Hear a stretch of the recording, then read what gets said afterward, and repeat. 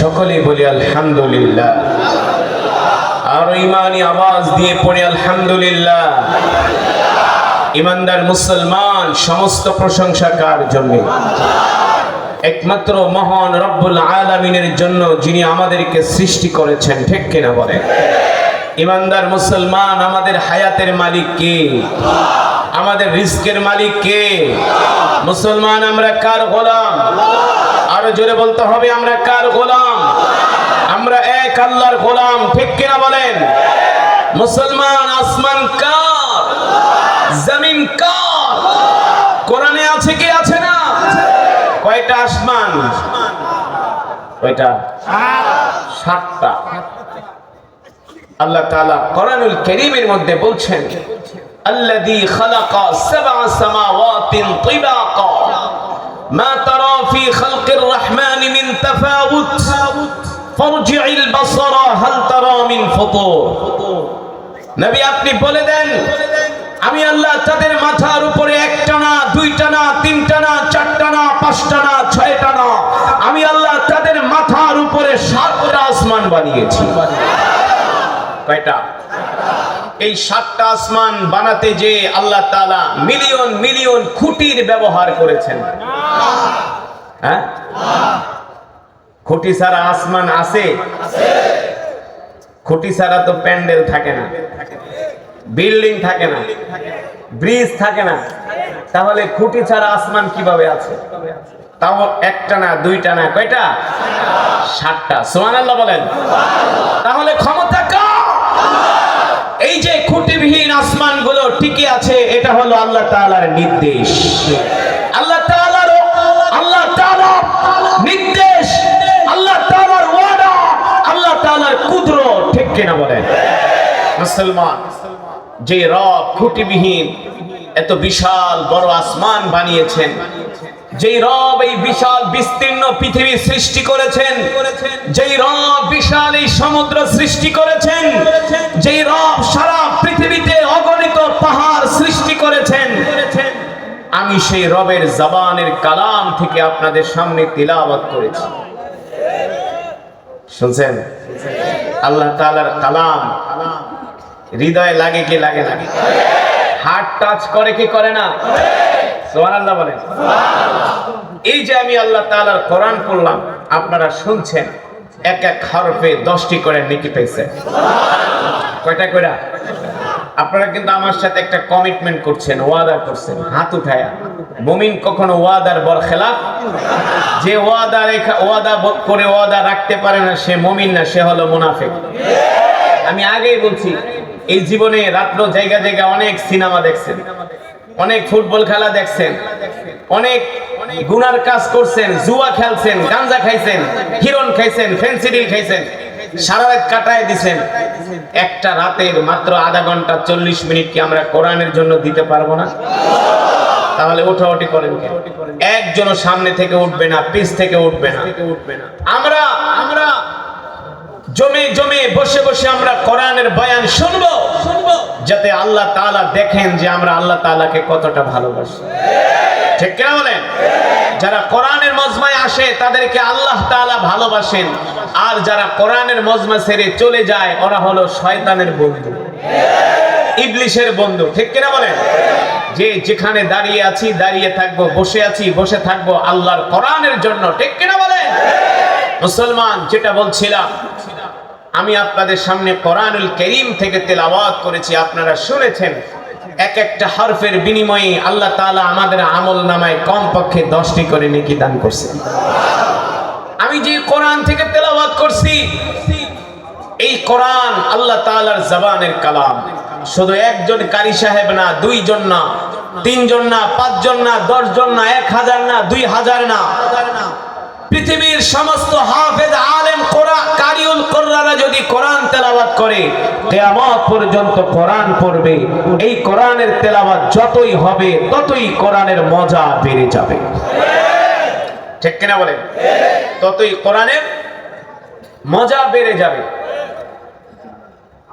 এই হলো আল্লাহ তাআলার জবানের কালাম। আল্লাহ তাআলার প্রিয় বান্দারা, এই কারণে এই কোরআনের তেলাওয়াত শুনে আল্লাহর নবীর হাতে কত কাফের কালেমা পড়ে মুসলমান হয়ে গেছে, ঠিক কিনা বলেন? মিস্টার আবু জেহেল দিনের বেলা কোরআনের বিরোধিতা করত, আর রাত্রবেলা আবু জেহেল আল্লাহর নবীর কোরআন শুনতে যেত। এগুলা তো বাস্তব প্রমাণ, বাস্তব। আবু লাহাবের মতো নেতা, আবু সুফিয়ানের মতো নেতা রাত্রবেলা মক্কার গলিতে গলিতে মাইকিং করত, অ্যানাউন্স করত, আর বলতো, এ মক্কার যুবকেরা, মক্কার মহিলারা, মক্কার বৃদ্ধরা, তোমরা কেউ মুহাম্মদের কোরআন শুনতে যাবা না, যদি যাও তাহলে তোমাদের 10 বছরের জেল দেওয়া হবে। যে বড় বড় নেতারা কোরআনের বিরুদ্ধে মাইকিং করত, অ্যানাউন্স করত, মানুষদেরকে কোরআন শোনা থেকে বিরত রাখত, কিন্তু সেই বড় বড় নেতারাই রাত গভীর হলে আল্লাহ তাআলার কোরআনের কালিমের তেলাওয়াতের লোভ সামলাইতে পারত না, তারাই সেই কোরআন শুনতে যেত, ঠিক কিনা বলেন? মুসলমান, যে কোরআনের তেলাওয়াত শুনলে পাথরের মতো হৃদয়টা মমের মতো গলে যায়, ঠিক কিনা বলেন? যে কোরআনের তেলাওয়াত শুনলে চোখ দিয়া ঝরঝর করে পানি আসে, আসে কি আসে না? আল্লাহু আকবার। ও যুবক বন্ধু, যদি সেই কোরআন দিয়া রাষ্ট্র পরিচালনা করা হয়, সেই কোরআন দিয়া যদি সমাজ পরিচালনা করা হয়, সেই কোরআন দিয়া যদি অর্থনীতি পরিচালনা করা হয়, তাহলে বাংলাদেশে কোনো অভাবী মানুষ থাকবে না। আল্লাহর কোরআনের আইন যদি আল্লাহর জমিনে কোরআনের বিধান কায়েম হয়ে যায়, এই সমাজের ভিতরে মারামারি, কাটাকাটি, হানাহানি, চুরি ডাকাতি থাকবে না, ঠিক কিনা বলেন? বিশ্বাস করেন, এই পৃথিবীর নেতারা যতই গণতন্ত্রের কথা বলো, যতই তারা গণতন্ত্রের কথা বলে, শান্তি প্রতিষ্ঠা করার কথা বলুক না কেন, তারা নিজেরাও জানে এই সমস্ত গণতন্ত্র দিয়া শান্তি প্রতিষ্ঠা হয় না।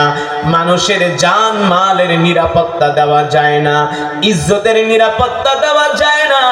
যদি আল্লাহর কোরআনের আইন পাশ করে এই জমিনে যদি আল্লাহর কোরআনের বিধান মতো মুসলমান চলে, রাষ্ট্র পরিচালনা করে, তাহলে কেবলমাত্র একমাত্র মুসলমান তাদের জান মাল ইজ্জতের নিরাপত্তা পাবে। কিন্তু এই কথাগুলো মুসলমান বুঝতে চায় না, ঠিক কিনা বলেন?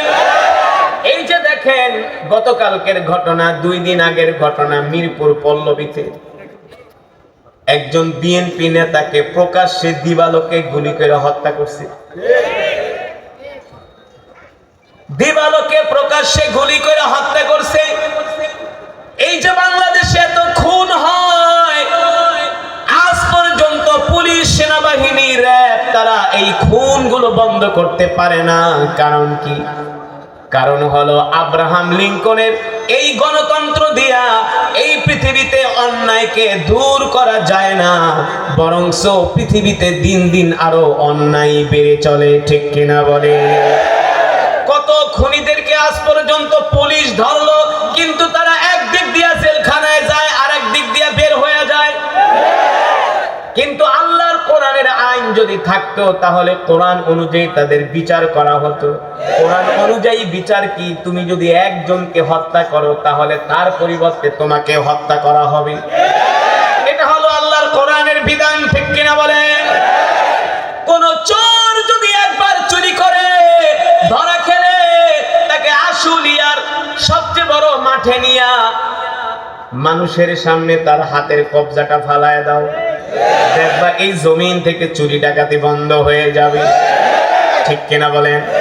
আমি গত মাসে ওমরা থেকে আসছি, সৌদি আরবের মক্কাতুল মুকাররমা থেকে আমি দাম্মাম যাব। দাম্মাম মক্কা শরীফ থেকে দাম্মামের দূরত্ব হলো 1200 কিলোমিটার। কতশো? এই 1200 কিলোমিটার আমি একটা গাড়িতে করে দাম্মামের দিকে যাচ্ছি। রাত 3টা বেজে গেছে, মরুভূমির মধ্যে দিয়া গাড়ি চলতেছে। 300-400 কিলোমিটার মরুভূমির মধ্যে কোনো ঘর বাড়ি নাই, মানুষও নাই, এমনকি একটা লাইটের আলো নাই, একটা লাইটের আলো নাই। আমি গাড়ির হেল্পারকে প্রশ্ন করলাম, এই যে তোমরা গভীর রাত্রে এই মরুভূমির মধ্যে দিয়া গাড়ি নিয়ে যাচ্ছ, জনমানবহীন এলাকা, এখানে কোনো মানুষ নাই, কোনো জীব জানোয়ারও নাই, একটা লাইটের আলো নাই, এই সময় যদি আমাদেরকে ডাকাত দল আইসা আক্রমণ করে আমাদের থেকে আমাদের টাকা পয়সা সব কিছু যদি ছিনায় নেয়, তাহলে আমরা এই ডাকাতের হাত থেকে কিভাবে রক্ষা পাবো? ওই হেল্পার আমাকে ডাক দিয়ে বলে, হুজুর, এটা বাংলাদেশ পান না, এটা সৌদি আরব, আপনাদের দিকে চোর ডাকাত কেন কোন শয়তানও আপনাদের দিকে ভুলেও তাকাবে না। আমি বলি, কারণ কি, এর কি রহস্য? বলে, হুজুর, সৌদি আরবে কোরআনের আইন আছে। কি আছে?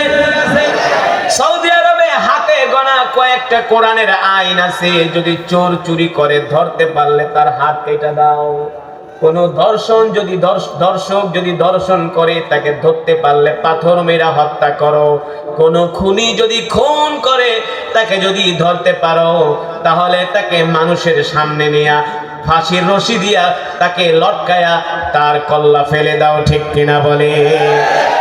তাহলে এই জমিন থেকে চুরি ডাকাতি খুন খারাপি বন্ধ হয়ে যাবে। ঠিক কিনা বলে? মক্কার আবু জেহেলরা জানতো মুহাম্মদ যে কোরআন পড়ে, মক্কার যুবকেরা এই কোরআনের তেলাওয়াত শুনে পাগল হয়ে যায়, স্বয়ং আবু জেহেলরাও পাগল হয়ে যায়।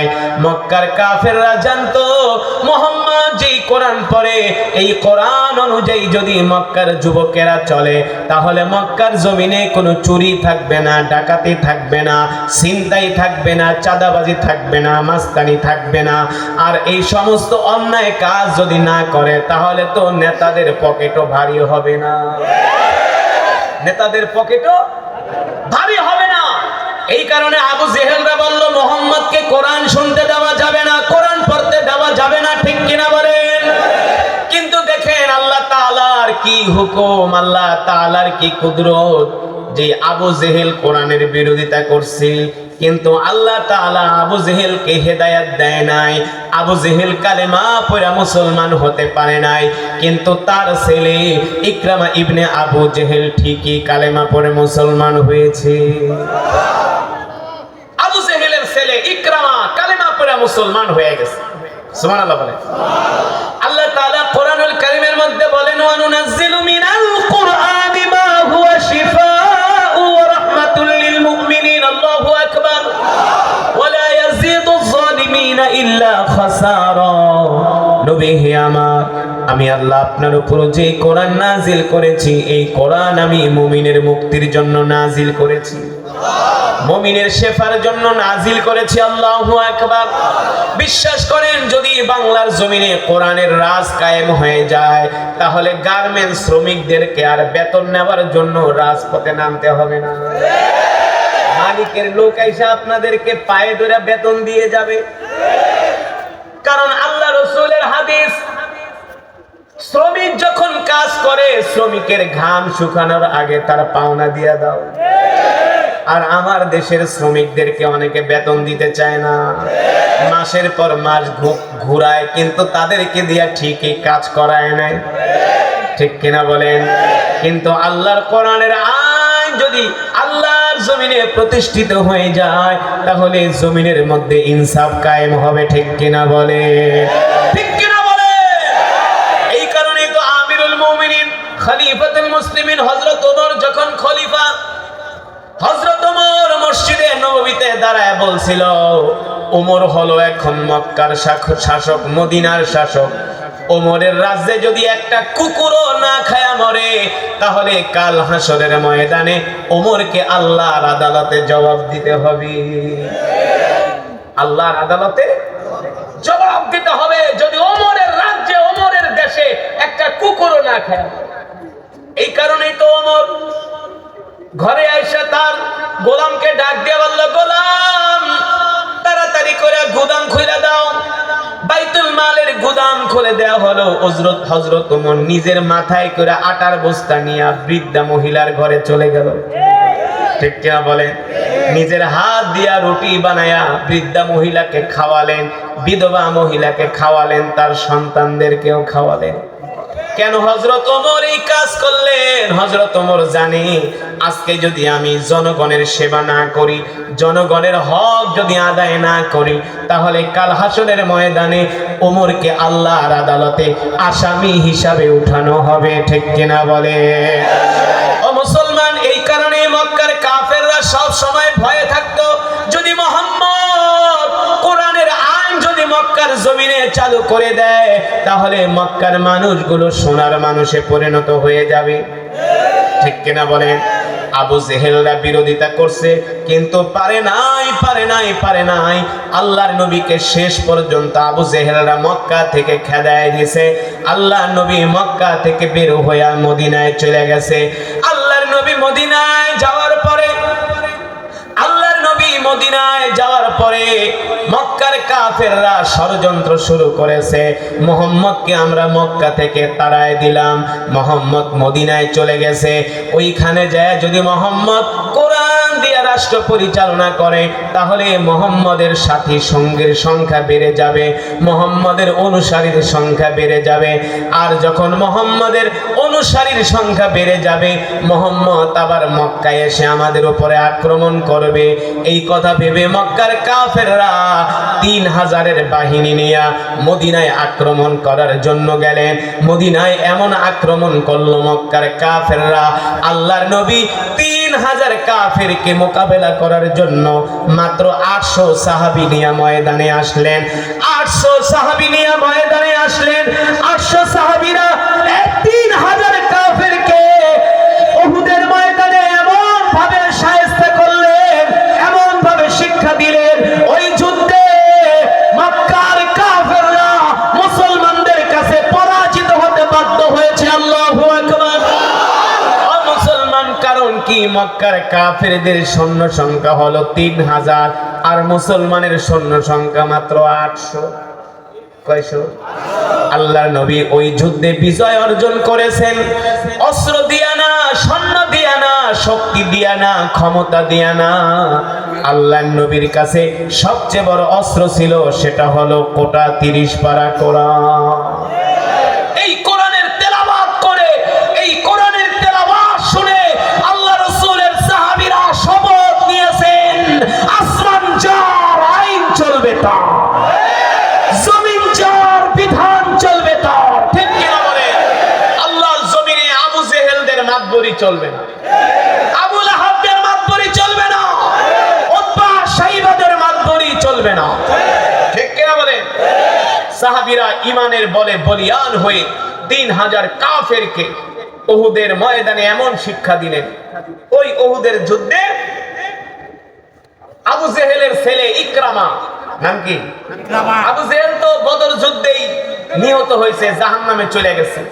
তো বদর যুদ্ধে মার খাওয়ার পরে আবু জেহেলের ছেলে ইকরামা তিনি শপথ নিলেন যে মুহাম্মদ আমার বাবাকে হত্যা করছে, আমি উহুদ যুদ্ধে এই হত্যার প্রতিশোধ নিব।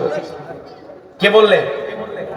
আবু জেহেলের ছেলে ইকরামা, যে উহুদ যুদ্ধে আমি আমার বাবার হত্যার প্রতিশোধ নিব। খুব আশা নিয়া, ডাল তলোয়ার নিয়া আল্লাহ রাসূলের বাহিনীকে মোকাবেলা করার জন্য মক্কা থেকে ইকরামা আবু জেহেলের ছেলে আসলেন উহুদের ময়দানে। আল্লাহ রাসূলের সাহাবীরা এমন আক্রমণ শুরু করলো, এক আক্রমণে আধা ঘন্টার মধ্যে মক্কার কাফের বাহিনী 3000 সৈন্য আধা ঘন্টার মধ্যে যুদ্ধের ময়দানে তারা লন্ডভন্ড হয়ে গেল।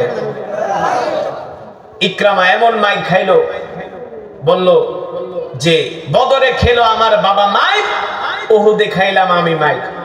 বাবার পিতৃ হত্যার প্রতিশোধ নিতে পারলো না, মনের দুঃখে ইকরামা চলে গেছে আবার মক্কায়। মনের দুঃখে আবার ইকরামা কোথায় চলে গেছে? মক্কায়। আল্লাহর নবী মক্কা থেকে হিজরত করার পরে 10,000 সাহাবী নিয়ে আবার তিনি মদিনা মক্কা বিজয় করার জন্য রওনা হলেন। কয় হাজার?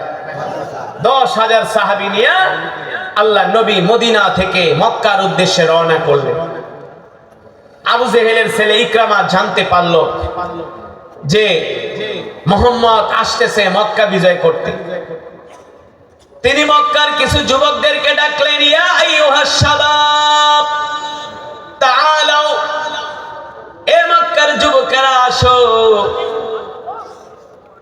আমরা বদরের যুদ্ধে মার খেয়েছি মুহাম্মদের হাতে, উহুদের যুদ্ধে মার খেয়েছি মুহাম্মদের হাতে, এখন নাকি ওই মুহাম্মদ আমাদের মক্কা বিজয় করবে।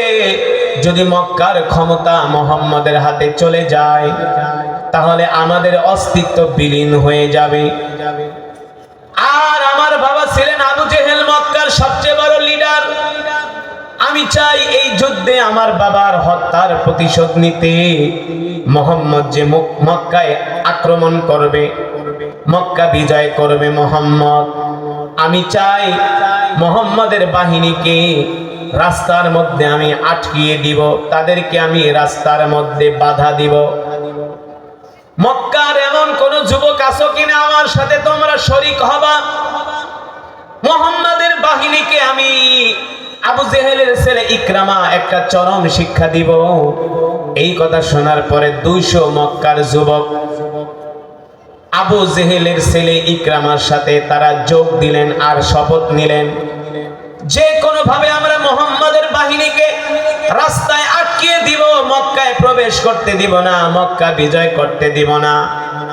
এবার 200 তীরন্দাজ মক্কার বাহিনী আবু জেহেলের ছেলে ইকরামার নেতৃত্বে আল্লাহর পয়গম্বর মুহাম্মদ সাল্লাল্লাহু আলাইহি সাল্লামের বাহিনীর উপরে তারা আক্রমণ শুরু করলো। এই আক্রমণ আজ করতে পারলেন হযরত আলী রাদিয়াল্লাহু তাআলা আনহু। আল্লাহু আকবার বলেন। যাকে বলা হয় শেরে খোদা হযরত আলী রাদিয়াল্লাহু তাআলা আনহু, যে আলী সম্বন্ধে আল্লাহর নবী বলেছেন, আনা মদিনাতুল ইলম ওয়া আলা আলী ওয়া আলা আলিয়ুন বাবুহা, আমি হলাম শহরের, আমি হলাম জ্ঞানের নগরী, আর আমার আলী হলো সেই জ্ঞানের নগরীর দরজা। আল্লাহু আকবার। ওয়া আলিয়ুন বাবুহা। হযরত শেরে খোদা আলী রাদিয়াল্লাহু তাআলা আনহু দেখলেন আবু জেহেলের ছেলে ইকরামার নেতৃত্বে 200 মক্কার যুবক আসতেছে মক্কার বাহিনীকে আক্রমণ করার জন্য। হযরত আলী রাদিয়াল্লাহু তাআলা আনহু মাত্র 10 জন মর্দে মুজাহিদ নিয়ে তাদের 200 যুবকের উপরে হযরত আলী রাদিয়াল্লাহু তাআলা আনহু আক্রমণ শুরু করে দিলেন। আল্লাহু আকবার। এমন আক্রমণ করলো মক্কার বাহিনীর 200 যুবক হযরত আলী রাদিয়াল্লাহু তাআলা আনহুর বাহিনীর কাছে পরাজিত হলো। আল্লাহু আকবার। এই দিক দিয়ে আল্লাহর নবী 10,000 সাহাবী নিয়ে মক্কা বিজয় করলেন। মক্কার বড় বড় নেতারা এসে আল্লাহ রাসূলের কাছে আত্মসমর্পণ করতেছে। আবু সুফিয়ানের মতো নেতা আল্লাহর নবীর হাতে হাত রেখে আত্মসমর্পণ করে কালেমা পড়ে মুসলমান হয়ে যাচ্ছে। আল্লাহু আকবার। এই দিক দিয়ে আবু জেহেলের ছেলে ইকরামা মনে মনে ভাবলেন, মুহাম্মদ তো মক্কা বিজয় করে ফেলেছে, যেই মুহাম্মদকে আমি আর আমার বাবা এত কষ্ট দিছি, ওই মুহাম্মদ যদি আমাকে ধরতে পারে তাহলে আমাকে আর রাখবে না, ফাঁসিতে ঝুলাবে। ঠিক কিনা বলেন?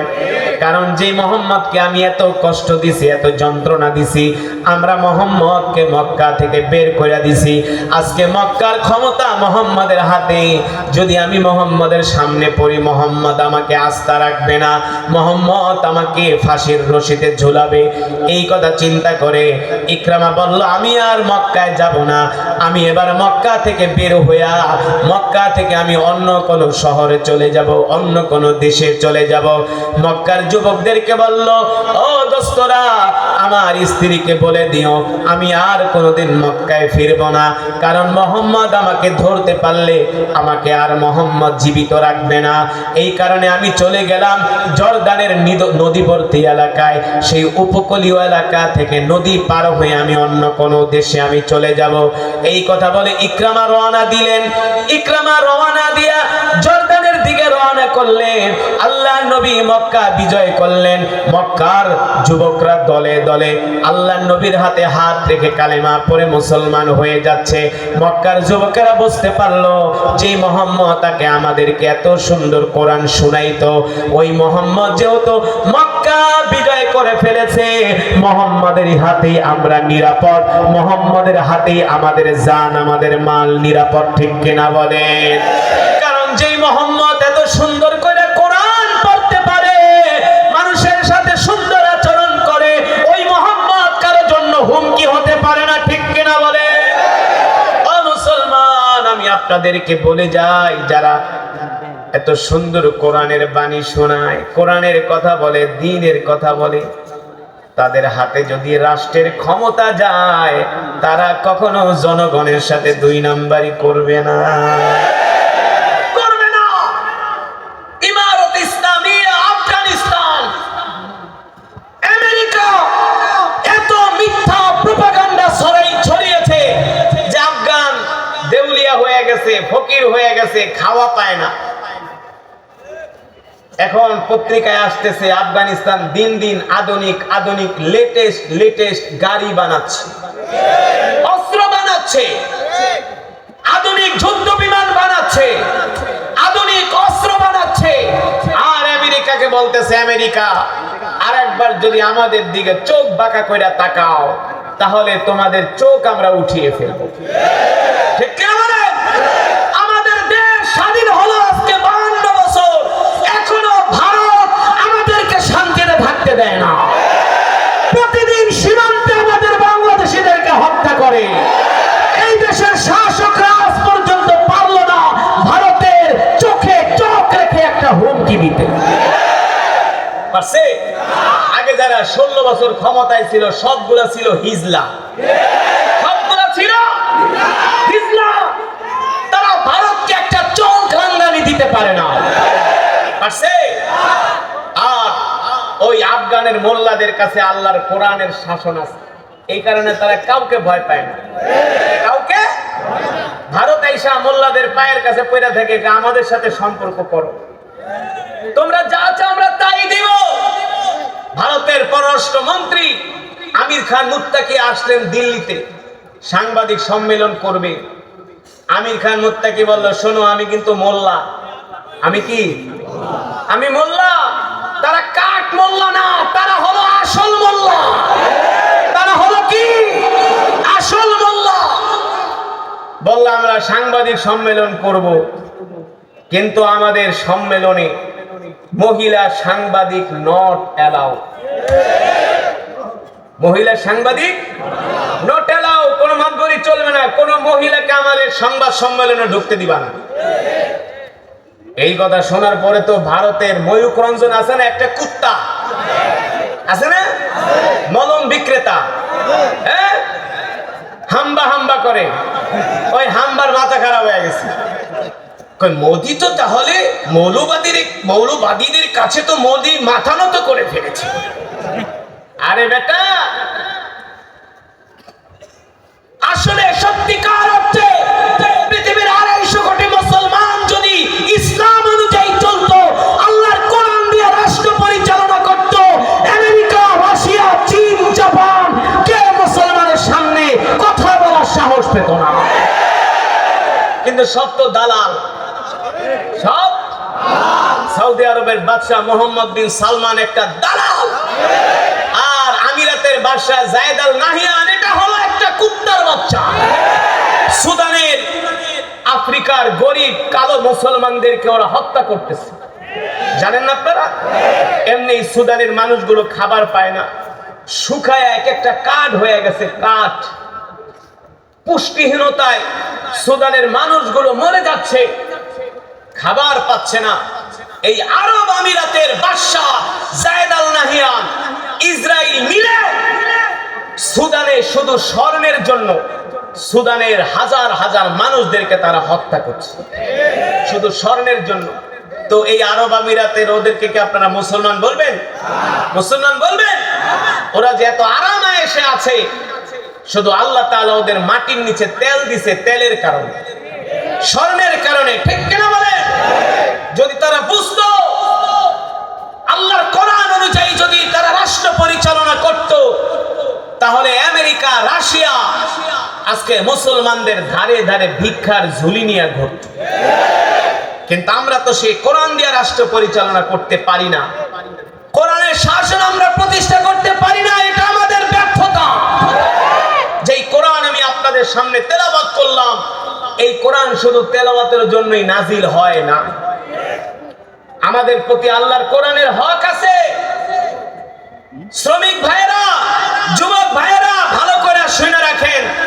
মনে করবেন বছরে একবার ওয়াজ করামু আর হুজুরদেরকে আনবো, হুজুরা শুধু আমাদেরকে বছরে একদিন আইসে 1-2 ঘন্টা কোরআন দিয়া বয়ান করে আমাদেরকে শোনাবে, মনে হয় আমরা কোরআনের হক আদায় করে ফেলাইছি। এত সোজা না। এই কোরআন শুধু তেলাওয়াতের জন্যই নাজিল হয় নাই, এই কোরআন জারফুকের জন্য নাজিল হয় নাই, এই কোরআন পানি পড়ার জন্য নাজিল হয় নাই, এই কোরআন শুধু খতম পড়ার জন্য নাজিল হয় নাই। এই কোরআন নাজিল হয়েছে সংসদ থেকে, আদালত, জজকোর্ট, হাইকোর্ট, সুপ্রিম কোর্ট, অর্থ মন্ত্রণালয়, পররাষ্ট্র মন্ত্রণালয়, আল্লাহর কোরআন দিয়া চলবে। এই কারণে কোরআন নাজিল।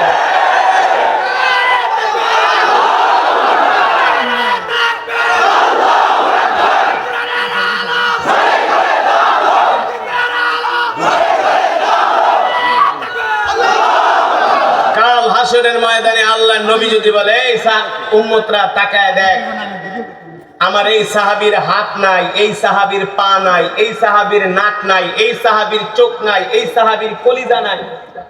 কেন? কেন নাই?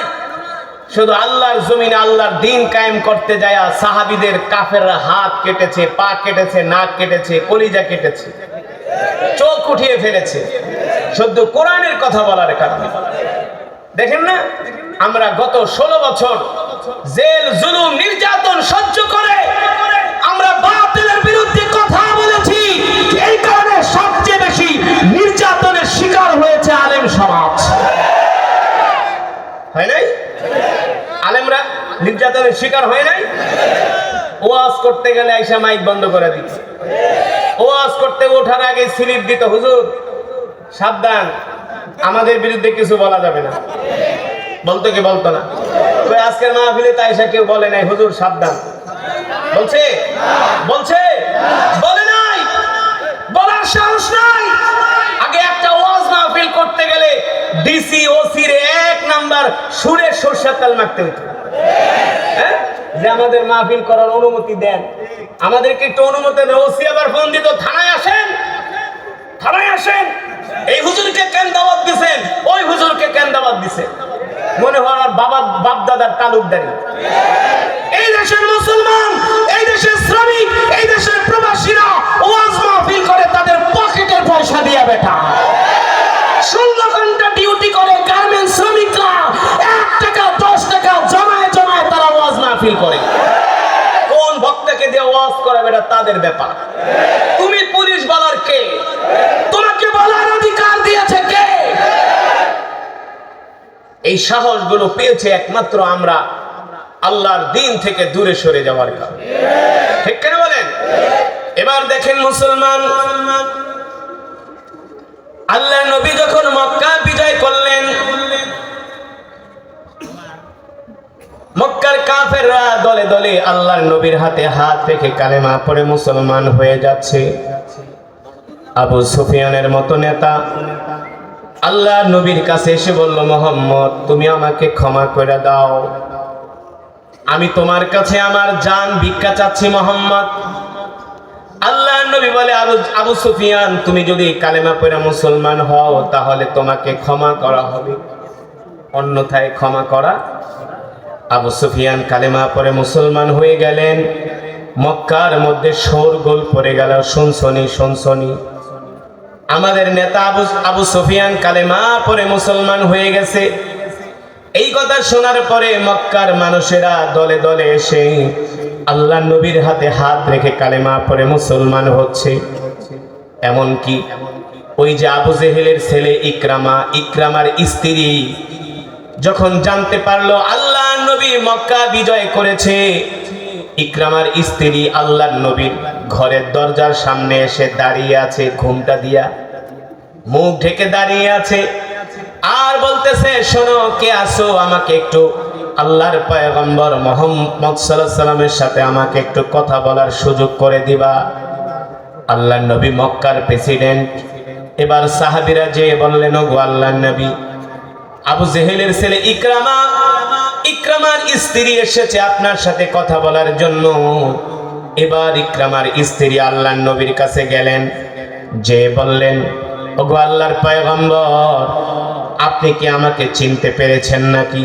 আল্লাহর নবী বলেন, না না না, আমি তো তোমাকে চিনি নাই। এবার ইকরামার স্ত্রী বললেন, শোনেন, এই মক্কার জমিনে আপনাকে যে সবচেয়ে বেশি কষ্ট দিয়েছে, আপনাকে সবচেয়ে বেশি যে জুলুম করেছে, আপনার উপর অত্যাচার করেছে, আমি ওই আবু জেহেলের ছেলের বউ, আমি হলাম ইকরামার স্ত্রী। ওগো আল্লাহর নবী, আমি আপনার কাছে আমি আমার জান ভিক্ষা চাওয়ার জন্য আসছি। আপনি কি আমার জান ভিক্ষা দিবেন কিনা, নাকি আমাকে হত্যা করবেন? আল্লাহর নবী কোনো কথা বলেন না। আল্লাহর নবী মুস্কি হাসি দিয়া বললেন, শোনো, আজকে যে আমি মক্কা বিজয় করতে এসেছি, মক্কা বিজয় করেছি, আমি কারো থেকে প্রতিশোধ নেওয়ার জন্য না, আমি ক্ষমা করার জন্য এসেছি। আমি ক্ষমা করার জন্য এসেছি। এই কথা শোনার পরে ইকরামার স্ত্রী এত খুশি হলেন আর বললেন, বলো আল্লাহর পয়গম্বর, আমি আজকে আমি আপনার ব্যবহার দেখে, আমার প্রতি আপনি যে সহমর্মিতার আচরণ করেছেন, এই আচরণে মুগ্ধ হয়ে আমি আমার নিজ থেকেই ঘোষণা করতেছি, আপনি এই মুহূর্তে আমাকে কালেমা পড়িয়ে মুসলমান বানায়া দেন। এই মুহূর্তে আমাকে কালেমা পড়িয়ে মুসলমান বানিয়ে দেন। আল্লাহ নবী ইকরামার স্ত্রীকে কালেমা পড়ে মুসলমান বানিয়ে দিলেন। এবার ইকরামার স্ত্রী আল্লাহর নবীকে বললেন, ওগো আল্লাহর পয়গম্বর, আপনি যদি আমাকে অনুমতি দেন, আমি আমার স্বামী ইকরামা, তাকে আমি আপনার কাছে নিয়ে আসব। আপনি যদি আমার ইকরামাকে ক্ষমা করে দেন, তাহলে আমি আমার ইকরামাকে আপনার কাছে নিয়ে আসব। আল্লাহর নবী বললেন, যাও যাও, আমি ইকরামাকেও তোমার মতো ক্ষমা করে দিলাম। আর আমরা হইলে কি পেতাম? পরে ধৈরান, হাত পাবান, গজারি চালান দে, ঠিক কিনা বলেন? বস্তার ভিতরে ঢুকায় শীতলক্ষায় ফালায় দে, গুম করে ফালা, আয়না করবা না, জীবনে কোনো দিন যাতে ওর আত্মীয় স্বজনের চোখ দেখতে না পারে, ঠিক কিনা বলেন? আল্লাহ নবী কত সুন্দর শিক্ষা দিয়ে গেছে যে আমি প্রতিশোধ নিতে আসি না, আমি ক্ষমা করতে এসেছি। আল্লাহু আকবার। আল্লাহ রাসূলের এই একটা আদর্শ যদি আজকে আমাদের মাঝে থাকতো, তাহলে আমাদের দেশে মারামারি কাটাকাটি থাকতো না, থাকতো না। বিশ্বাস করেন, আমাদের দেশের নেতারা আমাদেরকে যতই প্রলোভন দেখাক না কেন যে আমরা এটা করব সেটা করব, শান্তি প্রতিষ্ঠা করব, আসলে শান্তি প্রতিষ্ঠা হবে না, সম্ভব না। শান্তি প্রতিষ্ঠা করতে হলে মদিনার ইসলাম আর আল্লাহর কোরআন দিয়ে প্রতিষ্ঠা করতে হবে, ঠিক কিনা বলেন? এবার ইকরামার স্ত্রী চলে গেলেন ইকরামাকে খোঁজার জন্য। ইকরামার স্ত্রী ঘোড়া নিয়ে বের হয়ে গেলেন, গোলাম নিয়ে খুঁজতে খুঁজতে দেখা গেল ইকরামা জর্দানের একটা নদীবর্তী এলাকায়, নদীর পারে যায় তাঁবু গেড়ে ইকরামা সেখানে জীবনযাপন করতেছে। ইকরামা তার স্ত্রীকে দেখার পরে অবাক হয়ে গেল আর বলল, ও প্রিয়তমা স্ত্রী, তুমি কিভাবে আমার কাছে জীবিত আসলা? আমি তো ভেবেছিলাম মুহাম্মদ তোমাকে হত্যা করেছে, এতদিনে তোমার দেহটা মাটির সাথে মিশে গেছে, কিন্তু আমার প্রিয়তমা স্ত্রী আমার সামনে এসে হাজির হয়েছে, এটা আমার কাছে কল্পনাতীত মনে হয়। ইকরামার স্ত্রী বলে, স্বামী গো, মুহাম্মদের সম্বন্ধে, আল্লাহ নবীর সম্বন্ধে আপনি যেই ধারণা করতেছেন, আপনার ধারণা হলো ভুল। কারণ আল্লাহর পয়গম্বর মুহাম্মদ সাল্লাল্লাহু আলাইহি সাল্লামের মতো এত ভালো মানুষ, এত হৃদয়বান মানুষ, এত দয়ালু মানুষ মক্কার জমিনে একজনও হতে পারে না। ইকরামা বললেন, কিভাবে বলো? বলে, শোনেন, মুহাম্মদ আমাকে ক্ষমা করে দিয়েছে। আল্লাহু আকবার। এই কথা শোনার পর ইকরামা অবাক হয়ে গেছে। বলো কি, যে মুহাম্মদকে আমরা এত কষ্ট দিলাম, এত দুঃখ দিলাম, এত অত্যাচার করলাম, মুহাম্মদকে আমরা মক্কা থেকে বের করে দিলাম, সেই মুহাম্মদ কি তোমাকে ক্ষমা করে দিছে? ইকরামা বলে, স্বামী গো, শুধু আমাকে ক্ষমা করে নাই, মুহাম্মদ আল্লাহর পয়গম্বর আপনাকেও ক্ষমা করে দিয়েছে। ইকরামা বলে, বুঝলাম না, মুহাম্মদ আমাকে ক্ষমা করে দিয়েছে মানে? আল্লাহর নবী মুহাম্মদ সাল্লাল্লাহু আলাইহি সাল্লাম বলছে, আল্লাহর নবী আপনার থেকে কোনো প্রতিশোধ নেবে না। আপনি আপনার বাবা মিলে আল্লাহর পয়গম্বরকে যত কষ্ট দিয়েছেন সব কষ্ট তিনি ক্ষমা করে দিয়েছে। আল্লাহু আকবার। এই কথা শোনার পরে ইকরামা বলে, স্ত্রী বলো কি?